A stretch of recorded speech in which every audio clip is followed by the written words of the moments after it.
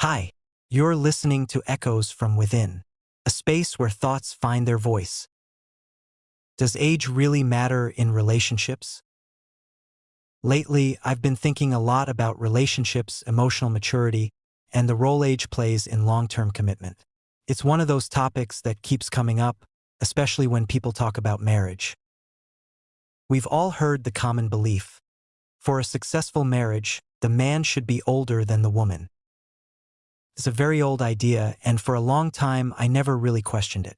But recently, after watching a discussion on this topic, I started asking myself, is there actually psychology or biology behind this? Or is it just something society has normalized over time? The more I looked into it, the more I realized the answer is much more layered than I thought. Do men and women mature emotionally at different rates? From a biological and psychological perspective, there is some truth to this. On average, women tend to develop emotional regulation and social awareness earlier than men, especially during adolescence. A big reason for that is that women often go through puberty earlier, and certain parts of the brain connected to emotions and impulse control can develop faster during those younger years. But this is where people oversimplify it. Earlier emotional development doesn't mean women are more mature overall, and it definitely doesn't mean men are always emotionally behind. By adulthood, those gaps become far less important. At that point, life experiences, upbringing, trauma, self-awareness, and personality matter far more than gender. A 28-year-old man can be emotionally grounded, while another 40-year-old man can still struggle with emotional immaturity. So, emotional maturity is not something you can measure only through age. The 25-year-old brain theory. One thing I found interesting is how often people bring up the prefrontal cortex in this conversation. The prefrontal cortex is the part of the brain responsible for decision-making, impulse control, long-term planning, understanding consequences, and it continues developing into the mid-20s. This doesn't mean someone under 25 can't make good choices.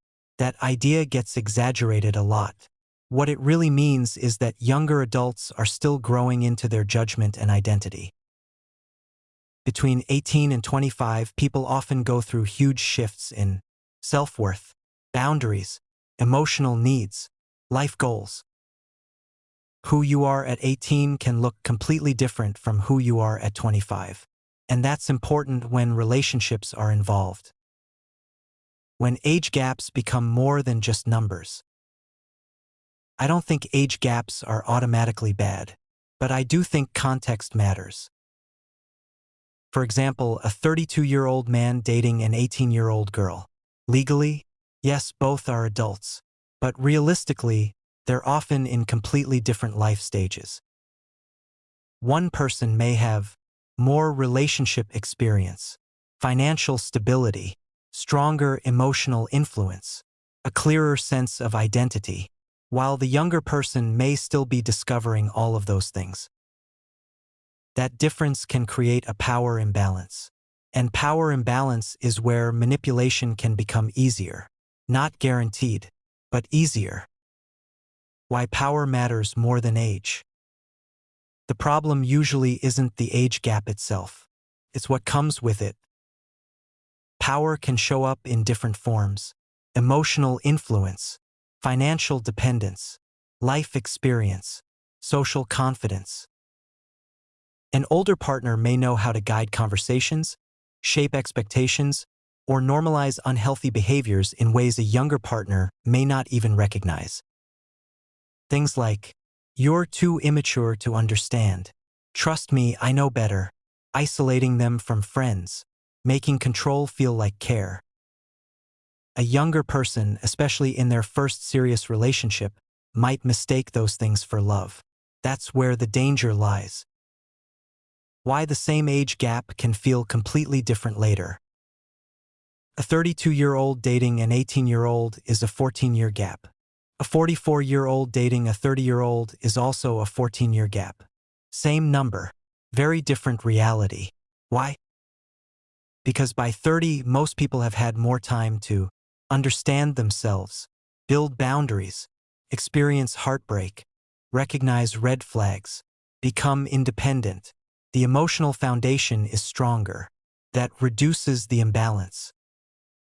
So clearly, age gaps don't mean the same thing at every stage of life. Timing changes everything. The regret factor, seeing love differently later. Sometimes a young person in love gives everything to someone because the emotions feel intense and real. And they are real. But love at 18 can feel very different when you revisit it at 25. By then, your standards may have changed. Your boundaries may be stronger. Your understanding of yourself may be clearer. And suddenly, things you once accepted may no longer make sense. That's why some people look back and feel regret. Not always because the relationship was abusive, but because they grew. And growth changes perspective. So, does the man need to be older? Personally, I don't think there's any universal rule. The idea that the man should always be older feels more cultural than scientific. Yes, historically it made sense for practical reasons. Men often married later after becoming financially stable. But relationships today are different. Women are independent. Emotional compatibility matters more than traditional roles. And honestly, I think what matters most isn't who is older, but are both emotionally ready? Are both equal in power? Are both clear about what they want? Can both challenge each other in healthy ways? Because in the end, age can influence a relationship, but it doesn't define it. Thank you for listening. If this resonated with you, share it with someone who might need to hear it today. You'll find more on my website. Link is in the description.